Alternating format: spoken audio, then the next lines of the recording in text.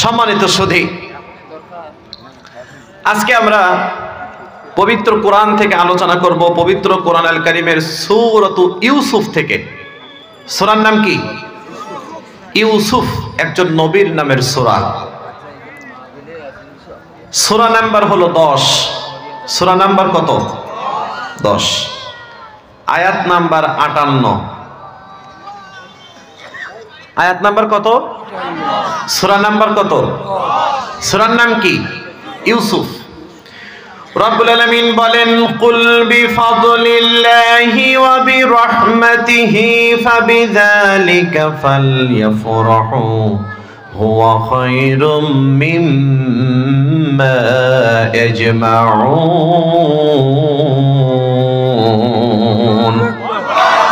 আল্লাহ রাব্বুল আলামিন বলেন, ও নবী আপনি বলুন, বিফাদলিল্লাহি ওয়া বিরহমাতিহি, আল্লাহর অনুগ্রহ ও দয়াতে, ফাবিযালিকা ফালইফরাহু, এটা নিয়েই যেন তারা খুশি থাকে, আনন্দে থাকে, উচ্ছ্বসিত থাকে, উদ্দোলিত থাকে।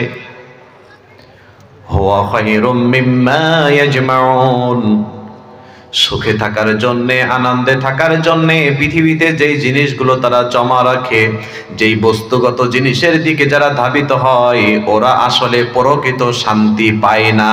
ওই বস্তুগুলো সকালে আছে বিকালে নেই, বিকালে আছে সকালে নেই। ঠিক না বেঠিক? যদি প্রকৃত শান্তি তোমরা পেতে চাও, বিফাদলিল্লাহি ওয়া বিরহমাতিহি, আল্লাহর অনুগ্রহ আর দয়ার দিকে দৌড়াও, দয়ার দিকে ছুটে যাও, দয়া কামনা করো, মায়া কামনা করো, রহমত কামনা করো। কার? জোরে বলেন কার? আল্লাহি, আল্লাহর কসম, পৃথিবীতে আপনার যশ খ্যাতি তেমন নাই, অর্থ সম্পদ তেমন নাই, পদ পদবি বড় নাই, আপনি দুর্বল মানুষ, কিন্তু আপনার উপরে আল্লাহর রহমত আর অনুগ্রহ আছে। আপনি জিতে গেছেন, আপনি আনন্দে আছেন, আপনি খুশি আছেন। আর যাদের উপরে আল্লাহর রহমত নাই, তাদের জীবনে শান্তি নাই। শান্তিতে থাকতে গেলে আল্লাহর রহমত আর অনুগ্রহ লাগবে। আমরা মনে করি অনেক বড় চাকরি করলেই মনে হয় শান্তিতে থাকা যায়, আসলে কি তাই? জোরে বলেন। অনেক বড় চাকরি আপনি করেন, কিন্তু এই চাকরির মধ্যে আল্লাহর রহমত বরকত নেই, আপনি শান্তিতে থাকতে পারবেন না। তাই যদি হতো, আমাদের দেশে অনেক বড় বড় চাকরিজীবীরা আছে, কিন্তু তারা শান্তির দেখা শেষ বয়সে এসে আর পাই নাই। অনেক বড় চাকরিজীবী, সুপ্রিম কোর্টের আইনজীবী, সুপ্রিম কোর্টের আপিল বিভাগের বিচারক, বিচারপতি, ছোটখাটো পদ, ছোট চাকরি। কথা বলতেছেন না কেন প্রিয় ভাইরা? সুপ্রিম কোর্টের বিচারক, এটা কি খুব ছোট চাকরি? বড় চাকরি না? এখন বলেন তো, সুপ্রিম কোর্টের বিচারক হওয়ার পরে যদি আল্লাহর রহমত তার উপরে না থাকে, ব্যক্তিটা কি সুখে থাকতে পারবে? জোরে বলেন। আল্লাহি, আল্লাহর কসম, এমন ব্যক্তি আমরা দেখেছি, সুপ্রিম কোর্টের বিচারক, টকশোতে বসেছে, এই করেছি, সেই করেছি, অমুককে ফাঁসি দিয়েছি, তমুককে ফাঁসি দিয়েছি, এতগুলো রায় আমার জীবনে আমি কর্মতালিকায় রেখেছি, এতগুলো মামলা আমি নিষ্পত্তি করেছি। এত প্রভাবশালী চাকরিজীবী, আল্লাহর দয়া আর অনুগ্রহ না থাকার কারণে রাতের আধারে কলাপাতার উপরে শুয়ে আল্লাহ বুঝিয়ে দিয়েছেন, চাকরিজীবী হলেই শান্তি আসে না, শান্তি পেতে গেলে আমি আল্লাহর দয়া লাগে। জোরে বলেন ঠিক না বেঠে?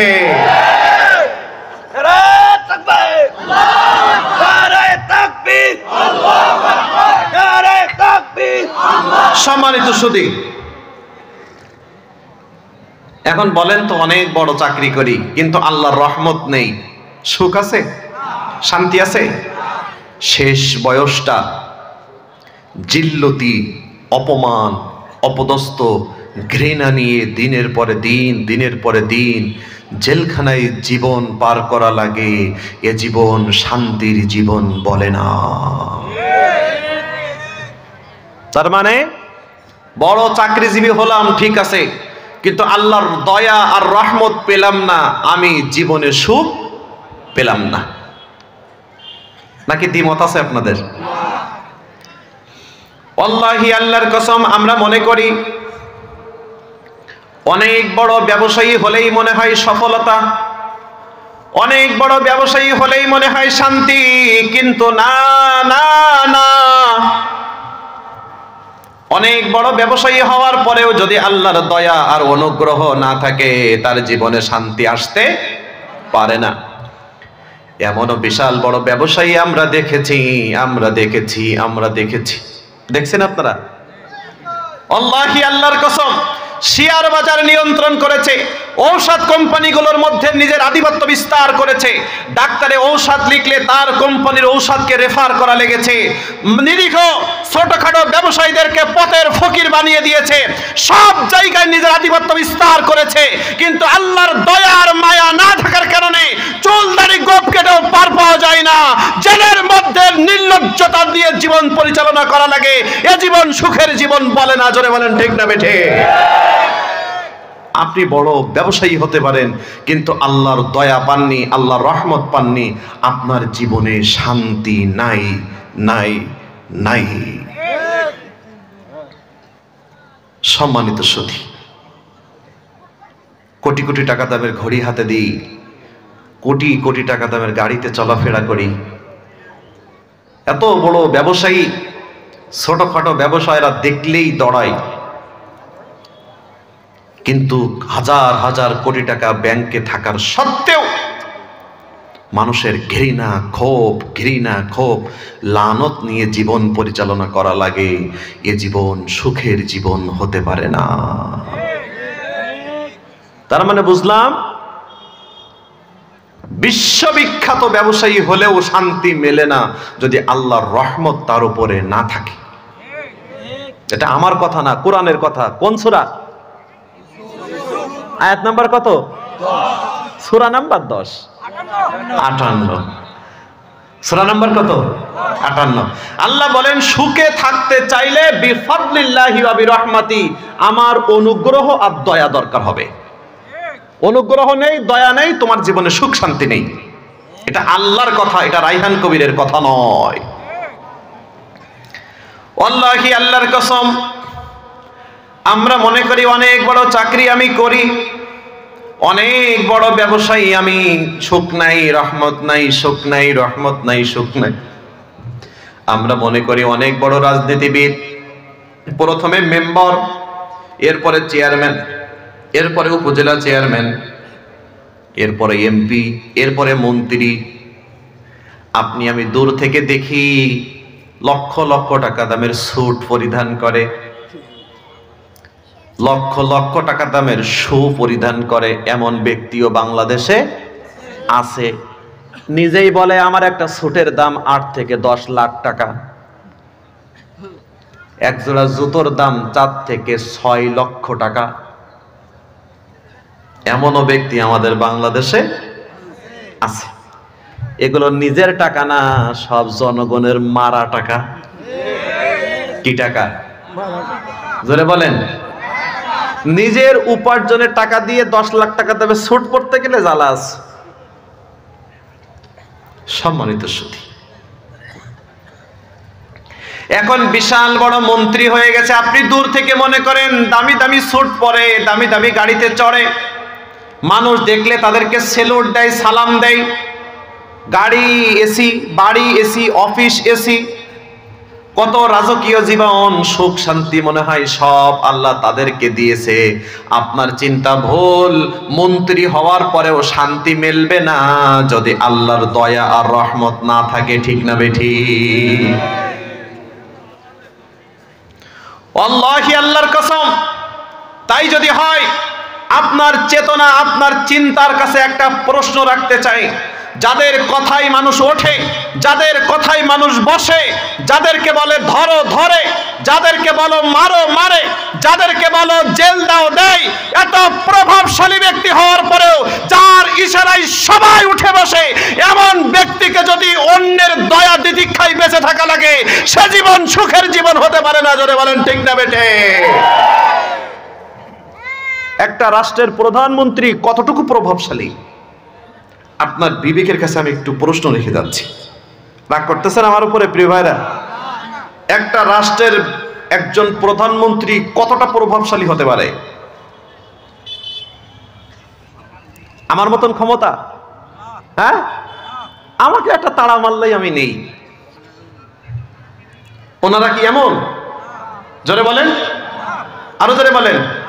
কোন জায়গায় সফরে গেলে সামনে শত শত মানে প্রশাসন, পিছনে ডাইনে র্যাব, বায়ে বিজিবি, আবার সেনাবাহিনীর হেলিকপ্টার উপরে টহল দিচ্ছে, আছে না নেই? কোন একটা এলাকায় যাবে, যদি আপনাদের এই মাঠে আসতেন তাহলে নিঃসন্দেহে প্রত্যেকটা বাড়ি বাড়ি টয়লেট পর্যন্ত তল্লাশি চলতো। বানিয়ে বললাম মনে হয় আমি, টয়লেটে টয়লেটে তল্লাশি চলতো যে আমাদের এখানে প্রধানমন্ত্রী আসবে তার জীবনের নিরাপত্তা দেওয়ার জন্যে। ছাদের উপরে, গাছের উপরে, বাঁশঝাড়ের উপরে। আবার যারা অটো চালায়, অটোটা চালায় যাবেন, প্রশাসনে অটোর ব্যাটারির নাট খুলে খুলে চেক করবে যে ভিতরে কোনো বিস্ফোরক আছে কিনা। আমি মনে হয় বানাই বানাই বলতেছি, প্রিয় ভাইরা, বাস্তব নাকি অবাস্তব জোরে বলেন। ওই এলাকা থেকে কোনো ব্যক্তি বাইরে যেতেও পারবে না, আবার বাইরের কোনো অপরিচিত মেহমান কারোর বাসায় আসতেও পারবে না। প্রভাবশালী না হলে সম্ভব এটা? এই আমি এসছি, আমার কি এর নিরাপত্তা লাগছে? কিছু জোরে বলেন, কিছু লাগছে? কিছুই লাগেনি। কিন্তু আমার জায়গায় যদি উনি হতেন, আপনিও ঢুকতে চাইলেই অন্তত কত জায়গায় যে চেক করতো আল্লাহই ভালো জানে। প্রভাব প্রভাব প্রভাব, ঠিক না বে ঠিক? ধরে বলেন ঠিক না বে ঠিক? এই প্রভাবশালী ব্যক্তি, এই প্রভাবশালী ব্যক্তিদের যখন অন্যের দয়ায় জীবন পরিচালনা করা লাগে, অন্যের বাড়িতে দয়া নিয়ে বেঁচে থাকা লাগে, এ জীবন সুখের জীবন বলে না, বলে না, বলে না। চিল্লায় বলেন ঠিক না বে ঠিক? তার মানে আল্লাহ এটাই বুঝিয়ে দিচ্ছেন, শোনো, প্রধানমন্ত্রী হলেও শান্তি পাবে না যদি আমার অনুগ্রহ আর দয়া তার উপরে না থাকে। একটা রাষ্ট্রের প্রভাবশালী ব্যক্তি হয়েও ভিনদেশী কোনো ব্যক্তির দয়া দিদিক্ষায় বেঁচে থাকতে হবে, এ জীবন সুখের জীবন হতে পারে না। সম্মানিত সুধী, তাহলে প্রধানমন্ত্রী হলেই কি শান্তি পাওয়া যায়? মন্ত্রী হলেই কি শান্তি পাওয়া যায়? বড় চাকরিজীবী হলেই কি শান্তি পাওয়া যায়? বড় ব্যবসায়ী হলেই কি শান্তি পাওয়া যায়? কোটি কোটি কোটি কোটি টাকা থাকলেই কি শান্তি পাওয়া যায়? যায় না। কয়েকদিন আগে একজনের বাসায় খাবার খাচ্ছি, মাহফিলে যে আমাদের সামনে অনেক খাবার দিয়েছেন, আমরা খাচ্ছি। আমি ওনাকে বললাম যে ভাই আপনিও আমাদের সাথে কয়টা খান। উনি বড্ড আফসোস করে বললেন যে হুজুর, এই খাবারগুলো আল্লাহ অনেক আগেই আমার নসিব থেকে উঠিয়ে নিয়েছে। টাকার অভাব নেই, একটা সরকারি চাকরি তিনি করতেন, এলজিইডি আছে না? সম্মানিত সুধী, কি বলতেছে? যারা বলেন কি বলতেছে? অনেক আগেই আল্লাহ এই রিজিকগুলো আমার নসিব থেকে উঠাই নিছে। তো ওনার ব্যাংকে কোটি কোটি টাকা থেকে শান্তি কই? আমি ওনাকে বললাম যে আপনি কি খেয়েছেন? উনি বললেন রাতের বেলা পেঁপে ভর্তা দিয়ে কয়টা ভাত খেয়েছি। আল্লাহু আকবার। গোশত রান্না হয়েছে, মাছ রান্না হয়েছে, ডিম রান্না হয়েছে, কত রকমের মাছ রান্না হয়েছে। একটা টুকরো খাবে, আল্লাহ সেই রিজিকের রহমত তার নসিব থেকে উঠিয়ে নিয়েছেন। তাই কোটি কোটি টাকা আছে ঠিক, কিন্তু একটা টুকরো গোশত খাওয়ার সক্ষমতা আল্লাহ রাখে নাই। এ জীবন সুখের জীবন বলে না।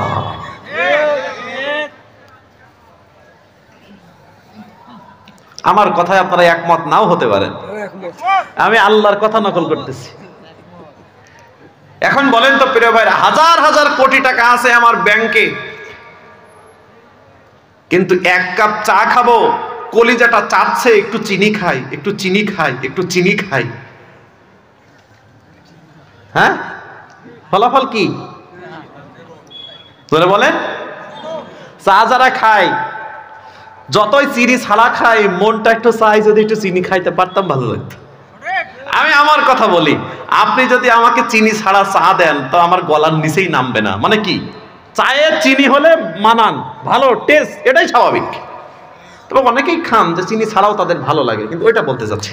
মানে আমি বোঝাতে চাচ্ছি আপনার কথা যে চিনি খেতে ইচ্ছা করছে, কিন্তু আপনার চিনি খাওয়ার সক্ষমতা নেই।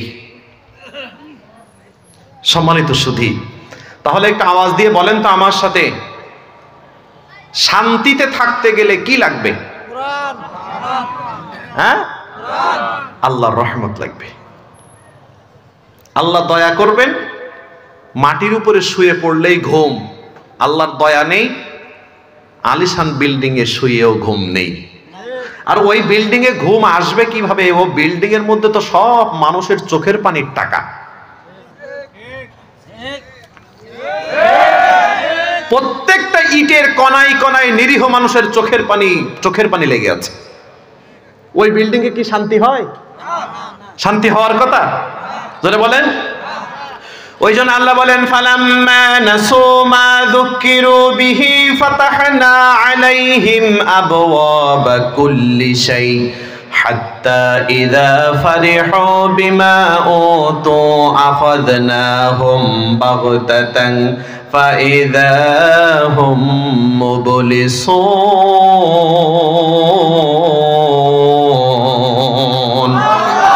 রব্বুল আলামিন বলেন, আমি যখন তাদেরকে উপদেশ দিলাম, মা যুকিরু বিহি, আমি যখন তাদেরকে উপদেশ দিলাম, তারা আমি আল্লাহর উপদেশটাকে লঙ্ঘন করলো। যখন আমি আল্লাহ রাব্বুল আলামিনের উপদেশটাকে তারা প্রত্যাখ্যান করলো, আবওয়াবা কুল্লি শাই, আমি আল্লাহ তাদের জন্য আসমানের দরজাগুলো খুলে দিয়েছি। সুবহানাল্লাহ। পরে বলেন, দাঁড়ান আয়াতটা শেষ পর্যন্ত যাই, আয়াতের শেষ পর্যন্ত যাইতে দেন, তারপরে সুবহানাল্লাহ না নাউজুবিল্লাহ তখন ঠিক করেন, এখনো শেষ হয়নি। আল্লাহ উপদেশ দিলেন, উপদেশ লঙ্ঘন করলেন, অর্থাৎ আল্লাহ হিদায়াতের জন্য কি কোরআন দিয়েছেন না? এই কোরআনকে যারা প্রত্যাখ্যান করেছে, মানি না, মানবো না, হবে না, করা যাবে না, করতে দেব না, আছে না নেই? আপনি এখন বলেন যে এই কোরআনের বিধান দিয়ে আপনি সমাজ চালান, দেখবেন এক শ্রেণীর নামাজি আগে উঠে বলবে যে ওসব চলবে না, অথচ ইমাম সাহেবের পিছনে সে নামাজ পড়তেছে। আপনাদের এলাকায় নেই মনে হয়, 3-4 বার হজ করে আসছে। যখনই বলে ইমাম সাহেব যে কোরআনের বিধানটা পার্লামেন্টে যাক, তখন ওই হাজী সাহেব উঠেই বলবে যে হুজুরের রাজনীতি করা যাবে না, মানে উনি ওইটার রাজনীতি মনে করে ফেলছে। আছে না নেই? আরো জোরে বলেন। তো আল্লাহ বলছেন, যাদেরকে আমি উপদেশ দিলাম ওরা প্রত্যাখ্যান করলো, আমি আল্লাহ কি করলাম জানেন? আল্লাহ বলছেন, আমি আল্লাহ কি করেছি? আবওয়াবা কুল্লি শাই, ওদের জন্য আকাশের সব দরজাগুলো খুলে দিয়েছি, আর তাদের অবস্থার উন্নতি হওয়া শুরু হয়েছে। আমার কথাটা বুঝবেন একটু। তাহলে আল্লাহর বিধানকে প্রত্যাখ্যান করার পরে তাদের অবস্থার পরিবর্তন হচ্ছে, এটা কি নিয়ামত? জোরে বলেন না। দেখেন আল্লাহ বলেন ওদের অবস্থার উন্নতি। আগে ছিল মেম্বার, এখন হয়েছে চেয়ারম্যান। আগে ছিল চেয়ারম্যান, এখন হয়েছে এমপি। যদিও বা মেম্বারের ভোট নেই, তারপরেও এমপি। ওরা এইটা পেয়ে আনন্দে উল্লাসে ফেটে পড়লো। এবার বলেন তো প্রিয় ভাইরা, যে ব্যক্তি এমপিতে দাঁড়িয়ে পাশ করেছে অথচ তার চেয়ারম্যানের ভোটও নেই, এই ব্যক্তির আনন্দ উল্লাস খুশি রাখার জায়গা আছে? মনে মনে কত আনন্দ, আরে ভালোভাবে ভোট হইলে আমি চেয়ারম্যান হতে পারবো না, আমি হয়ে গেছি এমপি, তার দাপট এবার দেখে কে? আল্লাহ বলেন আবওয়াবা কুল্লি শাই, তার অবস্থার উন্নতি হওয়া শুরু হয়েছে। কি অবস্থার উন্নতি? আচ্ছা বলেন তো, চেয়ারম্যানে হওয়ার ভোট নেই, হয়ে গেছে এমপি, তাহলে অবস্থার উন্নতি হয়নি? হয়েছে? হলো। যে অর্থনৈতিকভাবে 10 লাখ টাকার মালিক ছিল, 10 কোটি টাকার মালিক হয়ে গেছে, এখন বলেন তো অবস্থার উন্নতি হয়নি? এমনও ব্যক্তি আছে যে মেম্বারে ইলেকশন করেছে, অন্যের কাছ থেকে নমিনেশন কিনেছে, অন্যের কাছ থেকে ধার নিয়ে। নমিনেশন কেনার টাকা নেই, অন্যের কাছে ধার নিয়ে নমিনেশন কিনছে, কিন্তু নমিনেশন কেনার পরে মেম্বার হয়ে গেছে। 5 বছরের ব্যবধানে এখন সে কোটি কোটি টাকার মালিক। এমন মেম্বারও আমাদের দেশে 2-4 জন আছে না নাই? এবার বলেন তো অবস্থার উন্নতি হয়েছে? হ্যাঁ। আল্লাহ বলেন আমার বিধানটাকে লঙ্ঘন করেছে, তার অবস্থার উন্নতি হয়ে গেছে, সে আনন্দে উল্লাসে ফেটে পড়েছে, সে আনন্দে উল্লাসে ফেটে পড়েছে। মানুষকে আর মানুষ মনে করে না, মুরব্বীদের আর মুরব্বী মনে করে না, মনে করে আমার এত ক্ষমতা, পাটা মনে হয় মাটিতে নামে না। আল্লাহ বলেন আখাযনাহুম বাগতাতান ফাইদাহুম মুবলিসুন, আখাযনাহুম বাগতাতান ফাইদাহুম মুবলিসুন। যখন আমার বিধানটা লঙ্ঘন করেছে, আমি আকাশের দরজা খুলে দিয়েছি, ওর অবস্থার উন্নতি হয়েছে, আর ওই উন্নতি দেখে আনন্দ উল্লাসে ফেটে পড়েছে। ওই ফেটে পড়া অবস্থায়, উল্লাসে থাকা অবস্থায় আমি তাকে এমন ধরবো, মাটির সাথে বালিশ ছাড়া শোয়াই দেব, কোন দাদা বাবু তাদেরকে বাঁচাতে পারবে না। চিল্লায় বলেন ঠিক না বেঠে? কার কথা? এবার বলেন তো, আপনি বিপক্ষে গেলেন, আকাশের দরজা খুলে গেল, আর আল্লাহ আপনাকে দিয়ে দিলেন, গ্রেফতার করলেন। এখন বলেন তো সুবহানাল্লাহ না নাউজুবিল্লাহ? হ্যাঁ, আমার উপরে কি রাগ করতেছেন প্রিয় ভাইরা আপনারা? তার মানে বোঝা গেল, যারা আল্লাহর কোরআনের বিরোধিতা করবে, বিরোধিতা করার পরে তাদের পদ বাড়বে, পদবি বাড়বে, ক্ষমতা বাড়বে, টাকা বাড়বে, এটা আল্লাহর নিয়ামত নয়, এটা আল্লাহর রহমত নয়, এটা হলো আল্লাহ তাকে যে ধরবে, এটা হলো তার অন্যতম একটা নমুনা। মুহাম্মদুর রাসূলুল্লাহ সাল্লাল্লাহু আলাইহি ওয়াসাল্লামের কাছে একজন সাহাবী জিজ্ঞাসা করলেন, ওগো আল্লাহর নবী, সবাই দরদ নিয়ে পড়ে ফেলেন সাল্লাল্লাহু আলাইহি ওয়াসাল্লাম, ওগো আল্লাহর নবী, এই ব্যক্তিটাকে যে রব্বুল আলামিন এত উন্নতি সাধন করছে, সম্পদ দিচ্ছেন, টাকা দিচ্ছেন, সম্মান দিচ্ছেন, অর্থনৈতিক অবস্থা উন্নতি করছেন, পদ পদবি দিচ্ছেন, এগুলো কি আল্লাহর রহমত নয়, আল্লাহর নিয়ামত না? মুহাম্মদুর রাসূলুল্লাহ সাল্লাল্লাহু আলাইহি ওয়াসাল্লাম বললেন, না না না, এগুলো আল্লাহর নিয়ামত না। আল্লাহ ওকে এই কারণেই দিয়েছে যে অতি দ্রুত আল্লাহ ওকে ধ্বংস করবে। এই আয়াতের আলোকে একটা কথা আপনাদের সবাইকে বলি, যদি কোনো ব্যক্তি আল্লাহর বিরুদ্ধে যায়, কার বিরুদ্ধে? আমার কথার উত্তর দেন, কার বিরুদ্ধে? যদি কোনো ব্যক্তি আল্লাহর বিরুদ্ধে যায়, বিরুদ্ধে যাওয়ার পরে ক্ষমতাও পায়, টাকাও পায়, টাকারও বাড়ে, ক্ষমতাও বাড়ে, অথচ ওই ব্যক্তিটা আল্লাহর বিরুদ্ধে চলে গেছে, তাহলে আপনি মনে করবেন আল্লাহ ওকে খুব তাড়াতাড়ি পাকড়াও করবে, ও ধরার সময় হয়ে গেছে। কারণ এটা আল্লাহর রহমত নয়। আল্লাহর সাথে যারা গাদ্দারি করে, আল্লাহ ওদেরকে সম্পদ দিয়ে, ক্ষমতা দিয়ে ধ্বংসের দিকে টেনে নেয়। কি করে? ধ্বংসের দিকে টেনে নেয়। আর যখন ধ্বংসের দিকে টেনে নেয়, ওরা কল্পনাও করতে পারে না যে আমার ধ্বংস অতি তাড়াতাড়ি হয়ে যাবে, এর কারণে রান্না করা খাবার কপালে জোটে না। এটা কোনোদিন আল্লাহর রহমত হতে পারে না। জোরে বলেন ঠিক না বেঠে? এটা আল্লাহর শাস্তি। সম্মানিত সুধী, তাহলে সুখে থাকতে গেলে কি লাগবে? আর জোরে বলেন কি লাগবে? একটু মুখস্থ করে বাসায় যাবেন, যদি একটু কাজে লাগে। আল্লাহ রাব্বুল আলামিনের দুইটা সিফাতি নাম আছে, একটার নাম হলো রহমান, আর একটার নাম হলো রহিম। আছে না নেই? এই দুইটা নাম এমন কোন ব্যক্তি নাই যে ব্যক্তি জানে না। রহমান, রহিম, দয়ালু, পরম করুণাময়, দয়ালু, দয়ালু। এই বাচ্চাকে সরাই দেন। পরম করুণাময়, দয়ালু। রহমান আর রহিম দুইটা কিন্তু একই ধরনের রহমত নয়। রহমানের রহমত আলাদা, রহিমের রহমত আলাদা। আমাদেরকে খেয়াল আছে প্রিয় ভাইরা? রহমান হলো এমন দয়ালু, রহমাতুন আম্মা, সাধারণ রহমত, যেই রহমতটা প্রত্যেকটা মানুষের উপরে আছে, তিনি হলেন রহমান। হিন্দু, খ্রিস্টান, বৌদ্ধ, ইহুদি, নাসারা, হাঁস, মুরগি, গরু, ছাগল সবার উপরে রহমানের রহমত আছে, তিনি হলেন রহমান। ওই জন্যে সারা জীবনে একটা ওয়াক্ত নামাজও পড়ে না, কিন্তু ওই ব্যক্তি না খেয়ে মারা যায় না, ওর উপরেও আল্লাহর রহমত আছে, তিনি হলেন রহমান। আমার কথা বোঝা যায় প্রিয় ভাইরা? আচ্ছা বলেন তো, ঈদের নামাজটাও পড়ে না এমন কিছু ব্যক্তিও আমাদের এলাকায়, সমাজে আছে না নেই? সে কি না খেয়ে মারা যায়? তো খাবার খায় কার? জোরে বলেন। তো আল্লাহর রহমত যদি না থাকতো, আল্লাহর বিরোধিতা করার পরে, নামাজ কালাম না পড়ার পরেও খাবার খাইতে পারতো?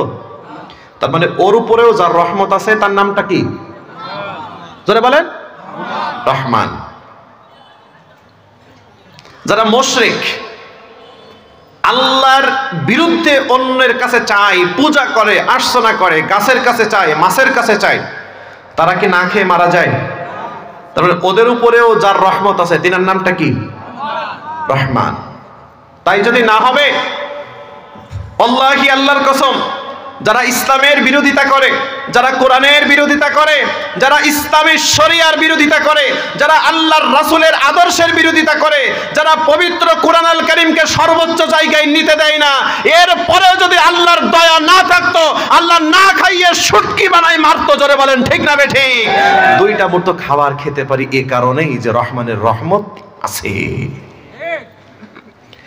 আল্লাহর হাবিব বলেন, ইন্না লিল্লাহি মিআতা রাহমা আনসালা মিনহা রাহমাতান আহিদাতান বাইনাল জিন্নি ওয়াল ইনসি ওয়াল বাহাইমি ওয়াল হাওয়ামি।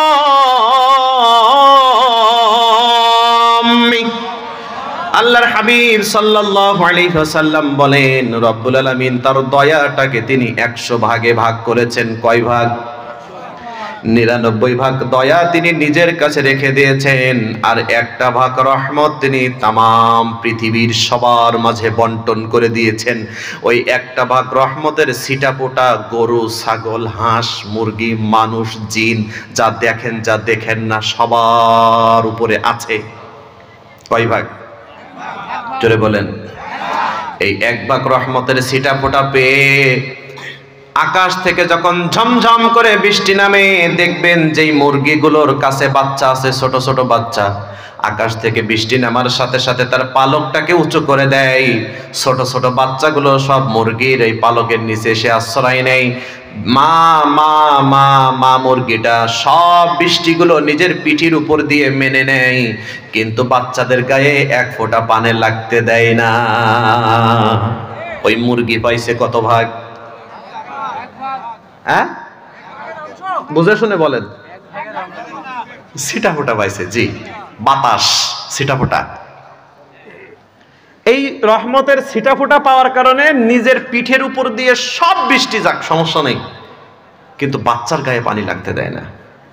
আচ্ছা, এমনও সন্তান আছে যারা অসুস্থ হয়ে যান, ডাক্তারে বলে আপনার সন্তানের আর বাঁচার সম্ভাবনা নেই, চিকিৎসার শেষ সীমায় পৌঁছে গেছি, বাসায় নিয়ে যান, যা ইচ্ছা খেতে চাই খেতে দেন, যেখানে ইচ্ছা ঘুরতে চাই ঘোরান, আল্লাহর কাছে দোয়া করেন, আল্লাহ যা করে।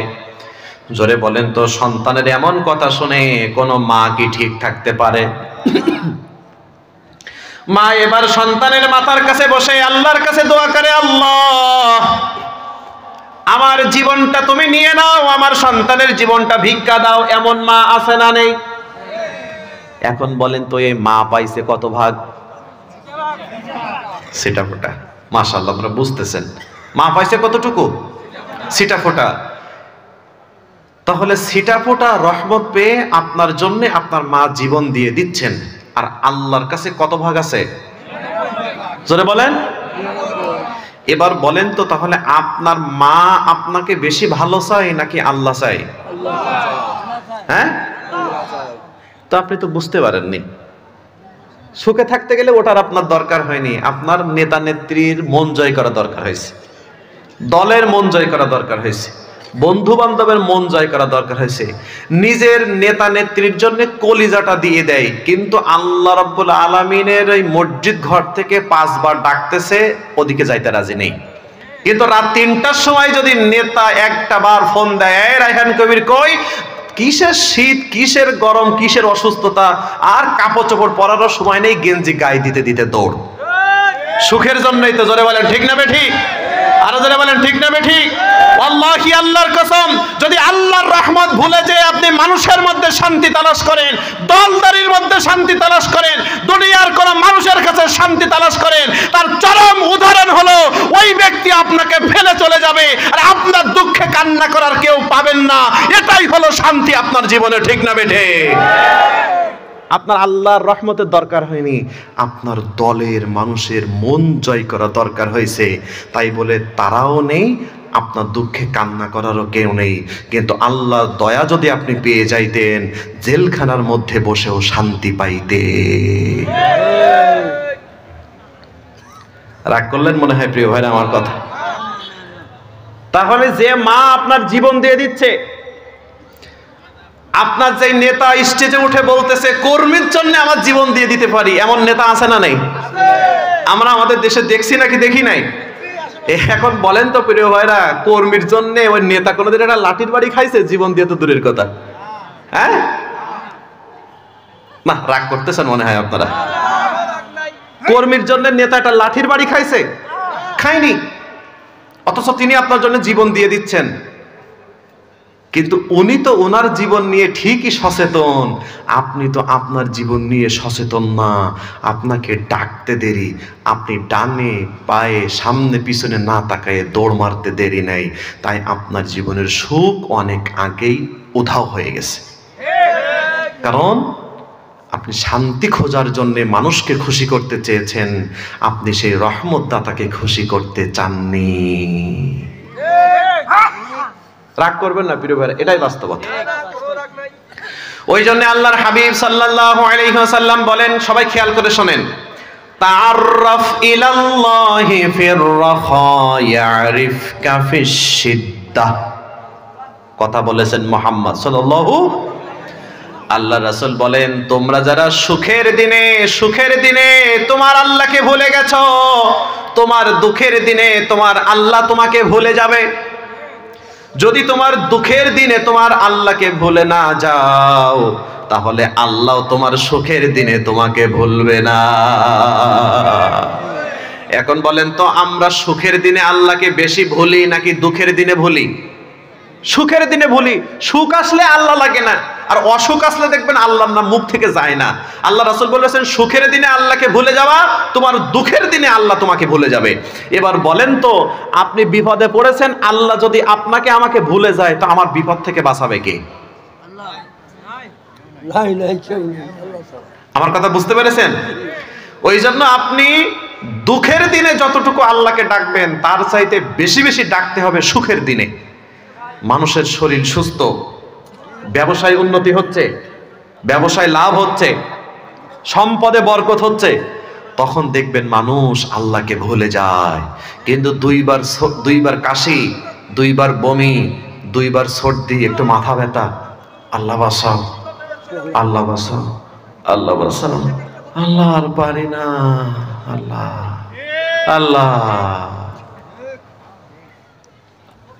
সত্য বললাম নাকি মিথ্যা বললাম? আপনি আপনাকে দিয়ে বলেন, সুস্থ আছেন, আল্লাহর কথা মনে নেই, একটু মাথাটা ঝিমঝিম ঝিমঝিম করতেছে, আর আল্লাহর নাম মুখ থেকে যায় না। তো আপনি সুখের দিনে আল্লাহকে মনে করেননি, মানে আপনার দুঃখের দিনে আল্লাহ আপনাকে মনে করবে না। এটা বলেছেন মুহাম্মদ সাল্লাল্লাহু আলাইহি ওয়াসাল্লাম। দেখবেন এমন প্রভাবশালী ব্যক্তি, ক্ষমতায় থাকতে ন্যায় অন্যায়ের তোয়াক্কা নাই, হালাল হারামের তোয়াক্কা নাই, নিরীহ মানুষের নামে মিথ্যা মামলা দিয়ে জেলের মধ্যে ভরে রাখে, যাদের অপরাধ নাই, অপরাধ না থাকার পরেও বিভিন্ন মেয়াদে সাজা দেয়, হাজার হাজার মানুষদেরকে পাখির মতো গুলি করে মারে। এদের ক্ষমতায় থাকতে আল্লাহর দরকার হয় না। যখন অসুস্থ হয়ে আইসিইউর বেডে যায়, তখন টিভির স্ক্রিনে বিশাল বড় হেডলাইন, অমুক মন্ত্রী আইসিইউতে ভর্তি আছে, দেশবাসীর কাছে দোয়া চাইছে। তা তোমার না এত পাওয়ার, তা তোমার দোয়া দরকার কি? তুমি এমনি এমনি সুস্থ হয়ে আসো। তবে কালকেই সুস্থ ছিলে, তোমার আল্লাহর দরকার হয়নি, এখন তোমার আল্লাহর কাছে দোয়ার কি দরকার? সম্মানিত সুধী, তাহলে আপনি যত ভালো থাকবেন তত আল্লাহকে ডাকবেন, তাহলে আপনি বিপদে পড়লে আল্লাহ নিজেই আপনাকে সাহায্য করবে। তিনি হলেন রহমান। সুবহানাল্লাহ পড়েন প্রিয় ভাইরা। এবার বলেন তো প্রিয় ভাইরা, সবার মাঝে যার রহমত আছে তার নামটা কি? হ্যাঁ, রহমান, রহমান, রহমান। কিন্তু আর একটা নাম আছে রহিম। রহিম হলো বিশেষ রহমত দাতা, যার রহমতটা সবার উপরে নেই।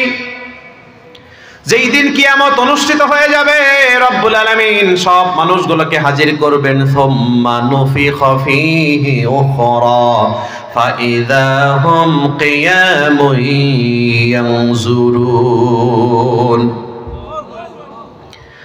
আল্লাহর সামনে যখন বান্দাগুলো হাজির হয়ে যাবে, সবাই আল্লাহর সামনে দাঁড়িয়ে যাবে। কেউ কথা বলছে না, কেউ সাউন্ড করছে না, টু শব্দটা নেই। وأنذرهم يوم الآزفة إذ القلوب لدى الحناجر كاظمين।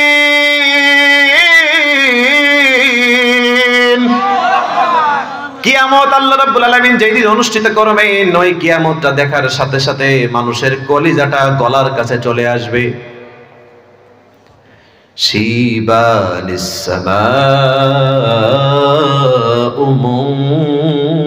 মুনফাতিরুম বিহ। এমন মানুষ আছে যারা কাঁচা দাড়ি, কাঁচা চুল, এই অবস্থায় মৃত্যুবরণ করেছে। কিয়ামত দেখার সাথে সাথে মুহূর্তের মধ্যে তাদের চুল দাড়িগুলো পেকে সাদা হয়ে গেছে। আল্লাহু আকবার বলেন তো, দিনটা কি স্বাভাবিক নাকি অস্বাভাবিক? আল্লাহর হাবিব বলেন, ইহশারুন নাস ইয়াউমাল কিয়ামা হুফাতান উরাতান গুরলা। আল্লাহর সামনে সবাই হাজির হবে কিয়ামতের ময়দানে, কারোর পায়ে কোনো জুতা স্যান্ডেল থাকবে না। তিন অবস্থায় হাজির হবে। কয় অবস্থায়?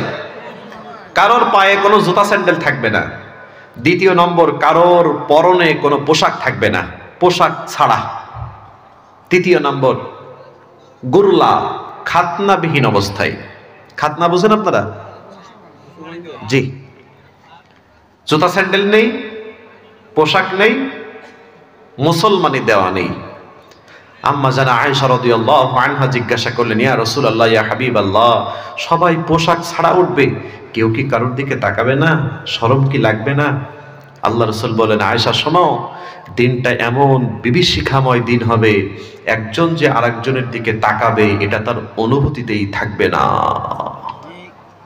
কারণ যে তাকাবে তারই তো পরনে কোনো কাপড় চোপড় নাই, তো এটাই তো তার খেয়াল নাই, তো আরেকজনের দিকে তাকাবে কিভাবে?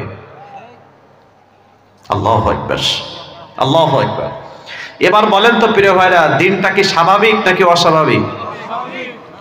সবাই আল্লাহর সামনে দাঁড়িয়ে গেছেন, পিম পত নীরবতা, কারোর মুখে কোনো কথা নাই। ফালা তাসমাউ ইল্লা হামসা, শুধু ফিসফিস ফিসফিস, ইয়া নাফসি ইয়া নাফসি ইয়া নাফসি।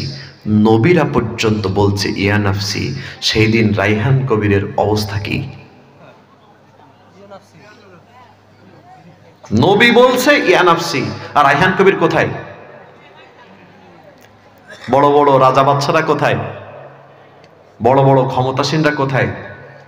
জালেমরা কোথায়? উকি ঝুঁকি দেওয়ার সাহসও আল্লাহর সামনে করতে পারবে না। ওটার নাম হলো কিয়ামত। আল্লাহ ওই দিন বলবেন, ইয়াউমা নাতুইস সামাআ কাতাইয়িস সিজিল্লি লিল কুতুব। এই যেমন একটা টিস্যু পেপার হাতের মধ্যে গুটিয়ে নেওয়া যায়, গুটিয়ে নিলাম। রব্বুল আলামিন বলেন, ওই কিয়ামতের ময়দানে আমি আল্লাহ পুরা আসমানটাকে একটা হাতের মধ্যে গুটায় নেব। আল্লাহু আকবার। ওয়াল আরদু জামিআন কবযাতুহু ইয়াউমাল কিয়ামাহ। আর পুরা জমিনটাকে আল্লাহ এক হাতের মধ্যে গুটিয়ে নেবেন। এক হাতে আসমান, আর এক হাতে জমিন। এক হাতে আসমান, আর এক হাতে জমিন। এবার আল্লাহ ডাক দিবেন, আইনাল জাব্বার, আইনাল মুতাকাব্বির। কোথায় স্বেচ্ছাচারীরা, কোথায় অহংকারীরা, কোথায় বদবিজাতিরা, কোথায় জালেমরা, কোথায় যারা মানুষের উপরে জুলুম করেছো? নিরীহ মানুষদেরকে শান্তিতে থাকতে দাও নাই, ঘরে থাকতে দাও নাই, জেলে পুরে রেখেছো। নিরপরাধ হওয়ার পরেও দলের ভিন্নতা থাকার কারণে ফাঁসির কাস্টে ঝুলিয়েছো। তোমার না এত ক্ষমতা, এত দাপট, কোথায় সেই ক্ষমতাসীনেরা? ওই দিন আল্লাহর সামনে দাঁড়িয়ে কোন ক্ষমতাসীন উক শব্দ ব্যবহার করতে পারবে না, ঠিক না বেটে? সবাই আসামির বেশে দাঁড়িয়ে গেছে, মানুষগুলো সব আল্লাহর কাছে হাজির। ওই দিন দুনিয়াতে আল্লাহ রহমত দিয়েছেন কয় ভাগ? আমার কথা কি বুঝতে পারতেছেন প্রিয় ভাইরা আপনারা? আমাদের সবার মাঝে আল্লাহ রহমত দিয়েছেন কয় ভাগ? ওই দিন যখন সবাই হাজির হবে, আল্লাহ সবার থেকে ওই একটা ভাগ রহমত আবার কেড়ে নেবে। আল্লাহু আকবার। কি করবেন? আরো জোরে বলেন, কি করবেন? আপনার এখন আছে কত? আছে? বুঝতে পারেননি মনে হয় আমার কথা। দুনিয়াতে দিয়েছিল, ওই বিচারের দিন আবার ওইটা কেড়ে নিবেন, তাহলে আপনার কিছু আছে এখন? আর আপনার কোনো দয়া মায়া নেই। তার ফল কি জানেন? সন্তান বিপদে পড়ে দৌড় মেরে বাবার কাছে চলে গেছে, আব্বা তুমি না চেয়ারম্যান ছিলে, উপজেলা চেয়ারম্যান, ডাইনে বায়ে সামনে পিছনে বিধবা ভাতা, এ ভাতা, রোড ঘাট কালভার্ট সব মেরে মেরে রংপুর মডার্ন মোড়ে আমার জন্য তুমি 10 তলা একটা বিল্ডিং বানাই রাখছিলে। ও আব্বা তুমি আমার এত ভালোবাসো, সারা জীবন ভাড়া উঠাইছি আর খাইছি, উঠাইছি আর খাইছি, তুমি তো আমার এত ভালো আব্বা। ও আব্বা আজকে আল্লাহ আমাকে গ্রেফতার করছে, একটু সহযোগিতা করো। বাবা বলতেছে কি এর সন্তান, আমার বিয়েই হয়নি, সন্তান কই? সর। কি বলতেছে? আমার তো বিয়েই হয়নি, তো আমি ছেলে কোথায় পাবো? সর। যেই বাবা ছেলের ভালোর জন্য অন্যের পকেট মেরে 10 তলা বিল্ডিং বানাইছে, ওই বাবা বলতেছে আমার বিয়েই হয়নি, ছেলে নেই। কেন বলতেছে বলেন তো? জোরে বলেন। মাশাআল্লাহ, আপনারা বুঝতে পারতেছেন। সিটাফোটা ছিল, মানুষেরটা মেরে 10 তলা বানাই রেখে গেছে, আর এখন সিটাফোটা নেই, তাই বলতেছে আমার সন্তানই নেই। বোঝা যায় তো প্রিয় ভাইরা, নাকি? ওই সন্তান বিপদে পড়েছে, মায়ের কাছে দৌড় দিয়েছে, মা আমি অসুস্থ ছিলাম, তুমি আমার মাথার কাছে দাঁড়িয়ে দাঁড়িয়ে দোয়া করতে। ও আমার আম্মা, ও আমার আল্লাহ, আমার সন্তানটা বড্ড অসুস্থ, আমার জীবনটা নিয়ে নাও, আমার সন্তানের জীবনটা দিয়ে দাও। ও গো মা, তুমি আমাকে এত ভালোবাসতে, কিন্তু আল্লাহ আজকে আল্লাহর আযাব আর গজবের ভিতরে পড়ে গেছি, আমার একটু সহযোগিতা করো। মা বলতেছে আমার কোনো সন্তান নাই। সর। যেই মা জীবন দিয়ে দিচ্ছিল, ওই মা বলতেছে আমার সন্তান নেই। কেন বলতেছে? যতটুকু ছিল আল্লাহ আবার নিয়ে নিছে। স্ত্রী বিপদে পড়ে দৌড় মেরে স্বামীর কাছে গেছে, ওগো আমার প্রাণের স্বামী, তুমি আমার কলিজার টুকরা স্বামী, একই ছাদের নিচে 50 বছর দিনাতিপাত করেছি, সংসার করেছি, বাচ্চা কাচ্চা মানুষ করেছি, কখনো তুমি আমাকে কটু কথা বলনি, গালিগালাজ করনি। এমন স্বামী স্ত্রী আছে না নেই? আমি বড্ড বিপদে আছি, আমাকে একটু সহযোগিতা করো।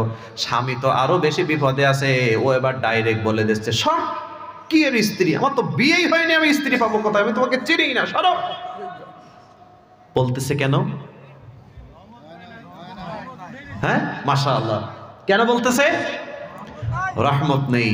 এবার একটা আওয়াজ দিয়ে বলেন তো প্রিয় ভাইরা, যেই দিন আপনার বন্ধু আপনাকে চিনতেছে না, আপনার বাবা আপনাকে চিনছে না, আপনার মা আপনাকে চিনছে না, এবার বলেন তো যারা যারা দুনিয়ায় নেতাদের গোলামি করে আল্লাহকে ভুলে গেলেন, ওদের কাছে যে সহযোগিতা করলে করবে তো নাকি? কেন আপনার নেতা না আপনার জন্য জীবন দিয়ে দেয়, তো ওই দিন কিছু করবে না? করবে? আর যারা বলেন করবে। ওই দিন কি হবে আমি আরো একটু বলি, একটু ধৈর্য ধরেন প্রিয় ভাইরা। যখন দেখবে যে আমি চেয়ারম্যান ছিলাম, আমার এলাকার ভোটাররা আমার দিকে আসতেছে, তখন চেয়ারম্যান সাহেব দৌড় মারবে, তা পা দেখা যাবে না। এটাই হাদিস। কেন বলেন তো? যারা বলেন কেন বলেন তো প্রিয় ভাইরা, বলতে পারবেন? কারণ চেয়ারম্যান সাহেব তার এলাকার মানুষের অধিকার নষ্ট করছে। আর ওই দিন বিচারক কে? মালিকি। আরো যারা বলেন মালিকি। বিচারকের নাম কি? ওই দিন বিচারক হলেন আল্লাহ, আর সাক্ষ্যদাতা হলেন আল্লাহর রাসূল সাল্লাল্লাহু আলাইহি ওয়াসাল্লাম। আল্লাহু আকবার বলেন। বিচারক কে? সাক্ষ্যদাতা কে? আল্লাহর রাসূল। আল্লাহর রাসূল সাক্ষী দিবেন, আল্লাহ বিচার করবেন। এই বিচারের মধ্যে কোনো দলদারি চলবে না, কোনো টাকা পয়সা চলবে না, কোনো আধিপত্য চলবে না। তো এই ভোটার দেখে চেয়ারম্যান দৌড়াবে কেন? কারণ চেয়ারম্যান সাহেব জানে যে আমি তো 8 কেজির জায়গায় 10 কেজি করে দিছি, 2 কেজি তো ওরা পাবে, ওরা নিশ্চয়ই 2 কেজি নেওয়ার জন্য আমার দিকে আসতেছে, তাহলে দেখতে দেরি, দৌড়াতে দেরি নেই। আল্লাহি আল্লাহ কিছু এটাই হবে, কারণ কেউ তো কাউকে ছাড়বে না। আরে আমি তোর কাছে 5 টাকা পাই, দে, ক্ষমা করে দেওয়ার মন মানসিকতা তো নেই, কারণ দয়াই নেই, আমি বিপদে আছি। বুঝাতে পারিনি মনে হয় প্রিয় ভাইরা। আমি হাজী সাহেব হজ করে এসেছে, 5টা মেয়ে, একটা ছেলে। রংপুর বাজারে 3 কাঠা জায়গা আছে, ওই ছেলের নামে লিখে দিয়েছে, 5টা মেয়েকে দেয় নাই। যখন দেখবে 5টা মেয়ে হাজী সাহেবের দিকে আসতেছে, হাজী সাহেবের দৌড় দেখে কে? এমন মানুষ নেই মনে হয়? আপনাদের এলাকায় আছে? ছেলেকে দিয়ে দেয়, মেয়েকে দেয় না, এমন হাজী সাহেবও আমাদের দেশে আছে। এখন কিয়ামতের দিন মেয়ে তো দুনিয়ায় কিছু বলতে পারেনি, আব্বা হজে যাচ্ছে, ওই দিন বলবে যে আমার বাপ কনে আছে, চল মডার্ন মোড়ে 3 কাঠা জায়গা ছিল আমাকে দেয়নি, আজকে আদায় করে ছাড়বো। আর এই ব্যক্তিগুলো সব পাওনাদারেরা বিচার দিবে কার কাছে? যারা বলেন কার কাছে? আমার কথা মনে হয় রাগ করতেছেন প্রিয় ভাইরা আপনারা। আল্লাহি আল্লাহর কসম, এমনও ভাই আছে আমাদের সমাজে, বড় ভাই বাড়ি থাকে, ছোট ভাই মেজো ভাই বিদেশে থাকে, বিদেশ থেকে কামাই করে করে বড় ভাইয়ের কাছে টাকা পাঠায়, বড় ভাই বোন নামে গহনা করে, সন্তানের নামে বাড়ি করে। এবার মেজো ভাই এসে যখন বড় ভাইয়ের কাছে টাকা চায়, বলে টাকার আর কোনো হিসাব কিতাব নেই। এমন কিছু বেঈমান ভাইও আমাদের সমাজে আছে না না? ও ভাইকে দেখে এবার ছুট, কারণ ও জানে আমার ভাইয়েরটা খাইছি আমি, ভাই আমার কাছে চেয়ে বসবে।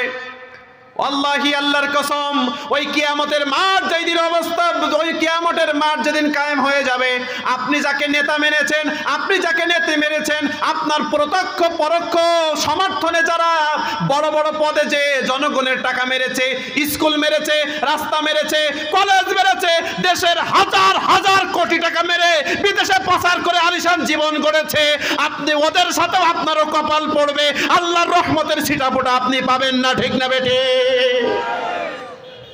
কপাল খারাপ। ওই দিন কেউ কাউকে চিনছে না।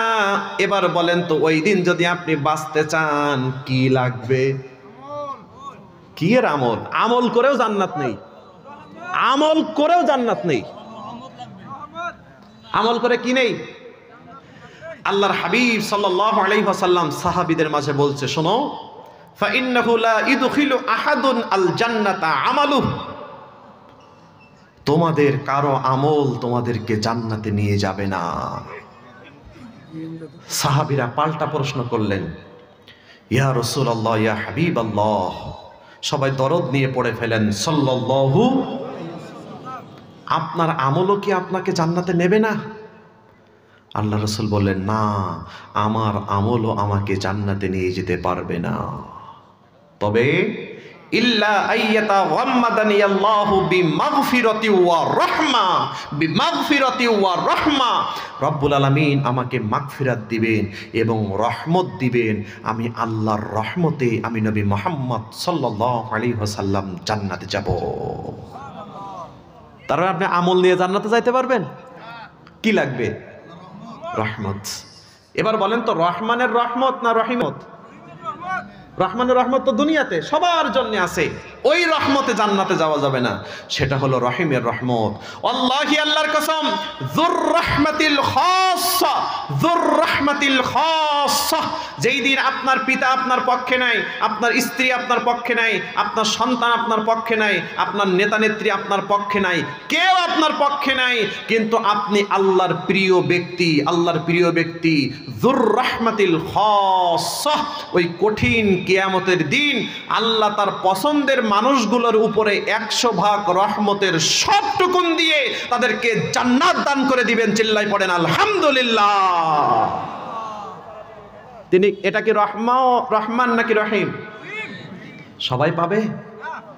আল্লাহর বিশেষ বিশেষ পছন্দের ব্যক্তি যারা, তাদের 99% দেবে না, 100 ভাগের সবটুকুন দিয়ে আল্লাহ তাদেরকে জান্নাতুল ফিরদাউস দান করবেন। ওই জন্যে আল ফাউজু বিল জান্নাহ, আল্লাহর রহমতের চূড়ান্ত রূপ হলো জান্নাত। আল্লাহর রহমতের চূড়ান্ত রূপ হলো জান্নাত। এবার প্রিয় ভাইরা, আপনারা আমাকে একটু সবাই বলেন তো, সুখে থাকতে গেলে কি লাগবে? জোরে বলেন, আরো জোরে বলেন, কার রহমত লাগবে? এবার আসুন 1-2 মিনিটে, আপনি তো রহমত লাগবে, কিন্তু রহমতটা আপনি পাবেন কিভাবে? কি কি কাজ করলে আল্লাহ রহমত দিবেন, এটা একটু জানার দরকার আছে না? হ্যাঁ, দেখেন, 1, আল ঈমানু বিল্লাহ, যারা আল্লাহর উপরে ঈমান আনবে, সুম্মাস্তাকিম, এবং ওই ঈমানের উপরে জীবনের শেষ নিঃশ্বাস ত্যাগ করবে, আল্লাহ তাদেরকে তার এই রহমত দান করবেন। আরো জোরে বলেন। এবার বলেন তো প্রিয় ভাইরা, ঈমান আনার পরে বেঈমানের সাথে যোগ দেয় এমন কিছু মানুষ আছে না নেই? ঈমান আনার পরে যারা মানুষের তৈরি করা মতবাদ বাস্তবায়ন করতে চায়, যারা ইসলামটাকে উঁচু জায়গায় দেখতে চায় না, যারা কোরআনের বিধানটাকে উঁচু জায়গায় দেখতে চায় না, যারা সমাজে সেকুলারিজম প্রতিষ্ঠা করে, তাদের কাছে কিছু নামাজি ব্যক্তিরাও আত্মসমর্পণ করে, এমন কিছু বেঈমান আমাদের দেশেও আছে না নাই? ওরা কোনোদিন আল্লাহর রহমত পাবে না। সর্বোপরি নামাজে ঈমান, রোজায় ঈমান, হজে ঈমান, যাকাতে ঈমান, জালিমের বুলেটের সামনেও হলো ঈমান। বাঁচলে ঈমান নিয়ে বাঁচবো, মরলে ঈমান নিয়ে মরবো, এমন সিদ্ধান্ত নিয়ে যারা ঈমানের উপরে টিকে থাকতে পারবে, আল্লাহ ওদের উপরেই কেবলমাত্র তার রহিমের রহমত দান করবেন। 2, আল্লাহর কিতাবটাকে মেনে নেওয়া। আল্লাহর কিতাবের নাম কি? জোরে বলেন তো, আরো জোরে বলেন, নাম কি? আরো জোরে বলেন। জীবনের প্রত্যেকটা ক্ষেত্রে এই কিতাবকে মানতে হবে। ব্যক্তি জীবনে, পরিবার জীবনে, সমাজ জীবনে, রাষ্ট্রীয় জীবনে, রাজনৈতিক জীবনে, প্রত্যেকটা জায়গায়। কিন্তু আমাদের মধ্যে এমন কিছু মানুষ আছে, নামাজে রাজি, রোজায় রাজি, হজে যাওয়ার আগে হজের বিধান কি কি সব পাই টু পাই মুখস্থ করে যাইতে রাজি, কিন্তু ওই ব্যক্তিরা এই কোরআন দিয়ে সমাজ চলুক, আইন বিভাগ চলুক, বিচার বিভাগ চলুক, এইটা চায় না। আছে না নেই? হ্যাঁ, কয় আমি তো একটা রাজনীতি করি, সব কিছু কি মেনে পারা যায়? তা যে রাজনীতি করলে আল্লাহর কোরআন মানা যায় না, এই রাজনীতি আপনার জন্য কতটুকু ভালো ফল বয়ে আনবে? এবার একটু কষ্ট পাইছেন মনে হয়।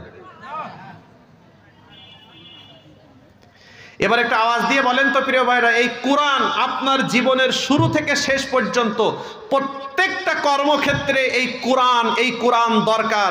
আর আল্লাহ কোরআন, আপনি রাজনীতিতে কোরআন মাইনাস করে রাজনীতি করবেন, আল্লাহ এমন বিধান দেয়নি। রাজনীতির মধ্যেও যতদিন কোরআন না ঢুকবে ততদিন পর্যন্ত মানুষ শান্তি পাবে না, ততদিন চাঁদাবাজি বন্ধ হবে না, টেন্ডারবাজি বন্ধ হবে না। আর ওই ব্যক্তিরা রাজনীতিতে কোরআন এ কারণেই দেখতে চায় না, কারণ ও জানে আমি এমপি হব, আমি মন্ত্রী হব, আমি প্রধানমন্ত্রী হয়ে কানাডায় বাড়ি বানাবো। যদি কোরআনের বিধান চালু হয়ে যায় তাহলে আমার হাতটা তো প্রথম কাটা যাবে। এই জন্য তারা কোরআনের রাজ চায় না। জোরে বলেন ঠিক না বেটে? কারণ ও ভালো করে জানে যে আমি জনগণের মারা টাকা দিয়ে সিঙ্গাপুর থেকে টাইলস এনে বাথরুমে লাগাবো, যদি কোরআনের আইন বাস্তবায়ন হয়ে যায় তাহলে তো আমার হাত চলে যাবে কবরে, আমার আর উপায় কি? সুতরাং ওসব দরকার নেই। আমি কিছু বানাই বলতেছি না ভাই, এটাই বাস্তবতা।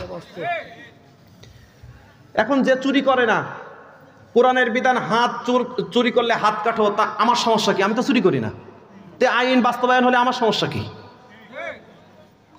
রাগ করলেন প্রিয় ভাইরা? তাহলে কোরআনকে যারা জীবনের প্রত্যেকটা জায়গায় নিতে পারবে ওদের উপরে রহমত দিবেন কে? 2, 3, আল্লাহ রাসূল সাল্লাল্লাহু আলাইহি ওয়াসাল্লামকে যারা আদর্শ হিসাবে মেনে নেবে। আপনার আমার আদর্শিক নেতা একমাত্র কে? জোরে বলেন, আরো জোরে বলেন। আল্লাহর হাবিব সাল্লাল্লাহু আলাইহি ওয়াসাল্লাম ওই একইভাবে নামাজে রাসূলকে মানতে রাজি, ভাত খাওয়ার আগে কি কি সুন্নত আছে সেগুলো মানতে রাজি, ভাত খাওয়ার পরে মিষ্টি খাওয়া সুন্নত, ওটা মানতে রাজি, কিন্তু আল্লাহর রাসূলের 10 বছর রাজনৈতিক জীবন মানতে রাজি নেই। আল্লাহ রাসূল একাধারে ইমাম, একাধারে খতিব, একাধারে সমাজ সংস্কারক, একাধারে বিচারক, আবার একাধারে রাষ্ট্রের প্রধানমন্ত্রী। জোরে বলেন ঠিক না বে ঠিক? তাহলে আল্লাহর রাসূলের চাইতে উত্তম আদর্শ আর পৃথিবীর কেউ হতে পারে না। না, এখনই শেষ করে দেবো, আরে 2 মিনিট লাগবে। সম্মানিত সুধী, তাহলে আপনার আমার জীবনের একমাত্র আদর্শ রোল মডেল যিনি, তিনি কে? মুহাম্মদ রাসূলুল্লাহ সাল্লাল্লাহু আলাইহি সাল্লাম। কিন্তু আমাদের দুর্ভাগ্য কি জানেন? আমরা রাজনীতি করি, 50 বছর ধরে রাজনীতি করি, একটা বারও বলতে পারিনি তোমার নেতা আমার নেতা বিশ্বনবী মুস্তাফা। ঠিক না বে ঠিক? যদি বাইসেন কেউ অতি ইমানের তাড়নায় বলে ফেলেছে, তাহলে বাড়িতে পৌঁছানোর আগে পদত্যাগপত্র বাড়ি চলে যাবে। কেন? তুমি দলীয় শৃঙ্খলা ভঙ্গের কারণে তোমাকে অব্যাহতি দেওয়া হয়েছে। বললাম আমি। তাহলে আল্লাহ রাসূলকে যারা আদর্শ মানবে তাদের উপরে দয়া করবেন কে? আল্লাহ। 4, জমিনের অধিবাসীদের উপরে যারা রহিম হবে, দয়াশীল হবে, আল্লাহ তাদের উপরে দয়াশীল হবে। হাঁস, মুরগি, গরু, ছাগল, মানুষ যা কিছু আছে সবার প্রতি ইহসান করতে হবে। আল্লাহর হাবিব বলেছেন, ইদা কতালতুম ফাআহসিনুল কিতলা ওয়া ইদা যাবাহতুম ফাআহসিনুয যিবহা। ইসলামী রাষ্ট্রের ল হলো হত্যার পরিবর্তে হত্যা। ইসলামিক ল অনুযায়ী যদি কাউকে হত্যার পরিবর্তে হত্যা করতে হয়, তারপরেও তাদের সাথে ইহসান করতে হবে। ওয়া ইদা যাবাহতুম ফাআহসিনুয যিবহা। যখন তোমরা হালাল পশু জবাই করে তার গোশতগুলো ভক্ষণ করো, তার আগেও তাদের সাথে ইহসান করতে হবে। যেমন আল্লাহর রাসূল আপনি যে পশুটাকে জবাই দিবেন তার সামনে ছুরিধার দিতে নিষেধ করেছেন। এটা হলো তার প্রতি ইহসান। রাজি আছেন প্রিয় ভাইরা? জোরে বলেন। আমরা মানুষের সাথেই তো ভালো আচরণ করি না, তা পশু পাখির সাথে কি করব? আল্লাহি আল্লাহর কসম, পৃথিবীতে যা কিছু আছে, ইরহামু মান ফিল আরদি ইয়ারহামুকুম মান ফিস সামা। তোমরা জমিনের অধিবাসীদের উপরে দয়া করো, তাহলে আসমানের অধিপতি তোমাদের উপরে দয়া করবে। আর সুখে থাকতে গেলে, শান্তিতে থাকতে গেলে আল্লাহর দয়া ছাড়া উপায় নেই। এই 4টা কাজ যদি আমরা করি, আশা করা যায় ইনশাআল্লাহ ওই রহিমের রহমত আমরা দুনিয়াতেও পাবো, আখিরাতেও পাবো। আর রহিমের রহমত ছাড়া একজন ব্যক্তিও জান্নাতে যেতে পারবে না। আল্লাহ তুমি আমাদের সকলের উপরে দয়া করো, আমাদের সকলের উপরে মায়া করো, আমাদের সকলের উপরে তুমি রহমত করো, আমাদের সকলের উপরে তুমি বরকত দান করো। আল্লাহ তুমি আমাদের সকলের জীবনের গুনাহগুলো ক্ষমা করো। আল্লাহ যতজন ভাই এই শীতের মধ্যে আল্লাহ তোমার কথা, তোমার হাবিবের কথা শোনার জন্য বসে আছেন, কিয়ামতের ময়দানে এই সময়টুকু, এই ত্যাগ, এই স্যাক্রিফাইসটুকু আল্লাহ তুমি আমাদের সকলের জন্য নাজাতের ওসিলা হিসাবে কবুল করে নিও। জোরে বলেন আমিন। আয়োজক কমিটির যে সকল কলিজার টুকরা ভাইরা দিন রাত অক্লান্ত পরিশ্রম করে এমন একটা আয়োজন করেছেন, আল্লাহ সেই সকল ভাইরা যে পেশায় আছে তাদের পেশায় তুমি বরকত দাও। আল্লাহ তুমি তাদের সন্তানদের মধ্যে বরকত দাও, পরিবারের মধ্যে বরকত দাও, হালাল রুজিতে বরকত দাও। আগামী বছর যেন এর চাইতে অনেক বড় করে আয়োজন করে আপনাদেরকে উপহার দিতে পারে আল্লাহ তুমি কবুল করো। জোরে বলেন আমিন।